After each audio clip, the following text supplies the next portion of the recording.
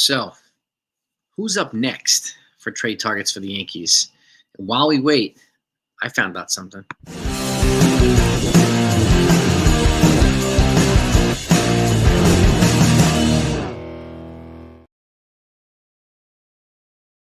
Everybody, hope you're doing well. Happy Friday.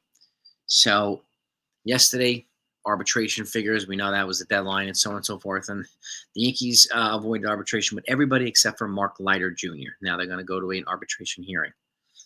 But he's not the only guys. I mean, Kyle Tucker did not come to an agreement. Neither did Brendan Donovan, Lars Nootbaar, some of these other guys either. So there were quite a few guys that did not reach agreement with their teams.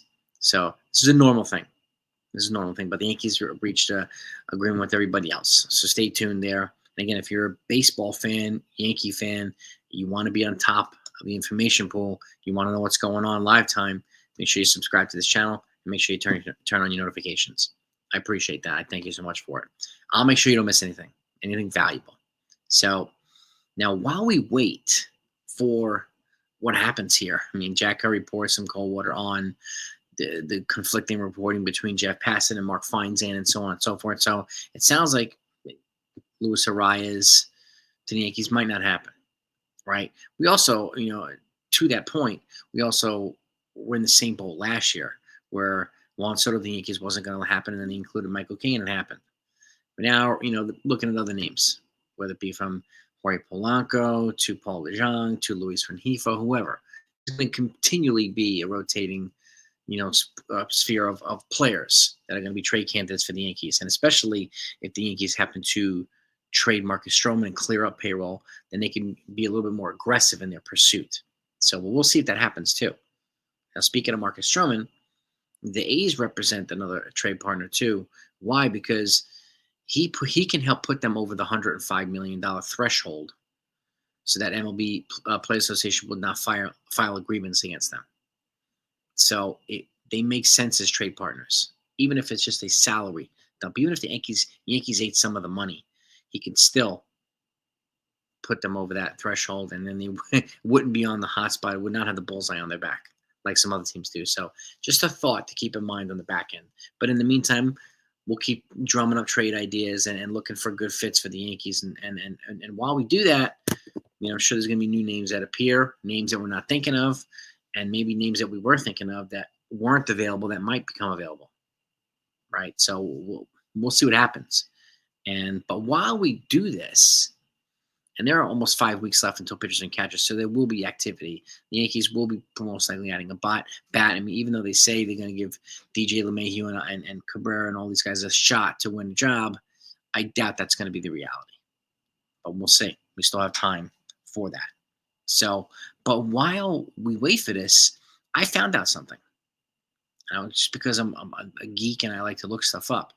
And, where we've been dialing in on Roki Sasaki. What do we know? We know now that I spoke about this yesterday, that the new Japanese minority owner for the Yankees is insignificantly in the Roki Sasaki negotiations and discussions. Well, he was not last year when he was still owner here.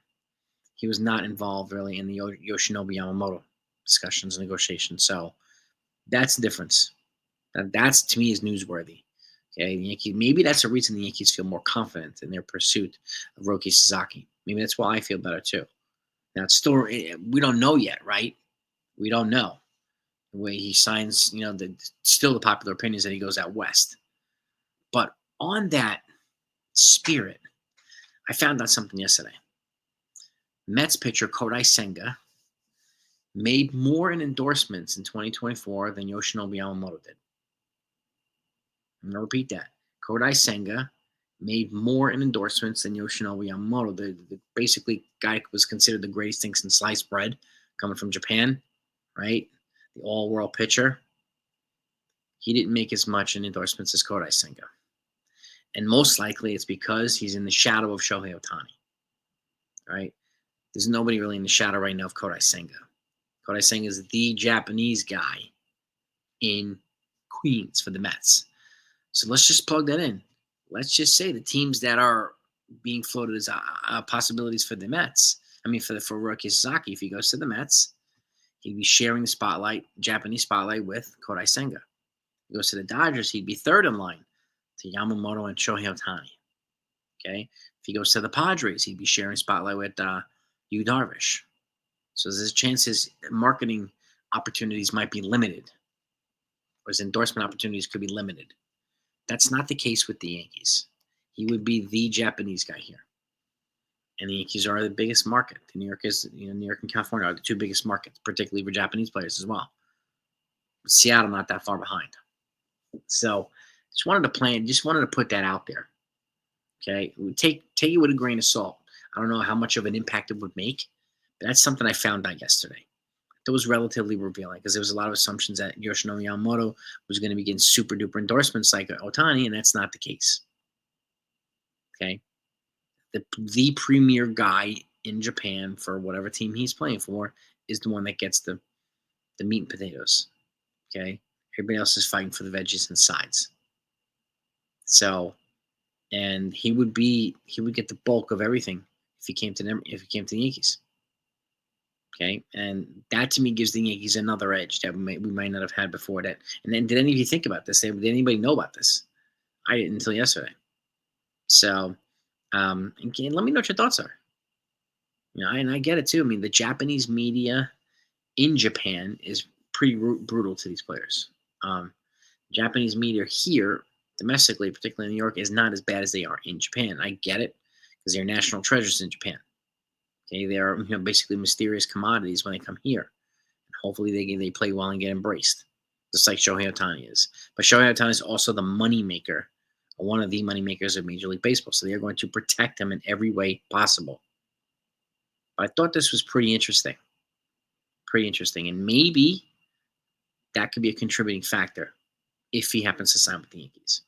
But again, it hasn't happened yet. We probably won't find out for another week where he signs. Would I be surprised if he goes to the Dodgers? No. Or the Padres? No. Or even the Mariners? No. I think a lot of people would be shocked if he came to the Yankees.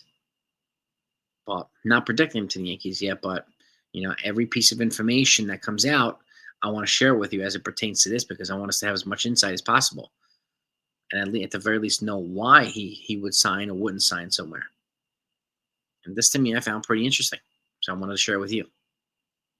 Okay, so and you let me know what your thoughts are. Load up the comments. Let's get into it. Let's get it. Okay, if anything else comes out, obviously you're going to get it. So there's there are some players that have yet to be signed, obviously yet to be traded, and so on. It's going to be a lot of moving pieces, and maybe we'll start hearing about Bo Bichette again in a week or two. Maybe the Rise conversations will pick back up, right? Especially if they add a reliever and help the Padres unload even more payroll.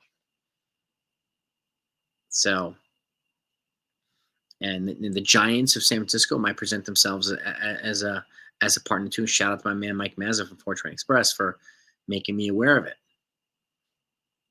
And they could represent the fit too, for a Marcus Stroman and for a couple other players. And this is a trade proposal he shared with me. Giants would acquire Stroman, Ben Rice, Oswald Peraza, and Roderick Arias and Brock Selvage for left-handed pitcher Kyle Miller and infielder Marco Luciano. So it'd be a 5-for-2, but the Giants' biggest needs right now are shortstop, rotation, and first base. And pretty much they get all of those in this trade with the Yankees. So, including, and we give the Yankees some payroll relief too, allowing the Yankees to pivot and do something else. And maybe that payroll relief, so I think that payroll relief could allow them to be more aggressive either in the infield trade market, absorbing a more expensive contract, or going after somebody like Tanner Scott for the bullpen. I think if Roki Sasaki comes here, it creates different possibilities, like the potential of trading somebody like Luis Hill or Clark Schmidt for a bigger bat. That's another possibility. And I think no move of substance is going to happen until Roki Sasaki decides where he's going to play. And I think that applies to most teams. I really do.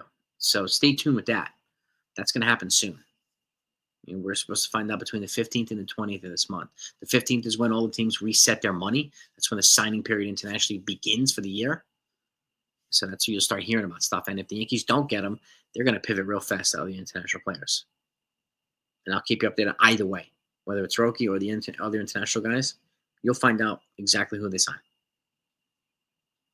Okay, so that's my word to you. That's why I always tell people to turn the notifications on, because you will get that prompt when something comes out.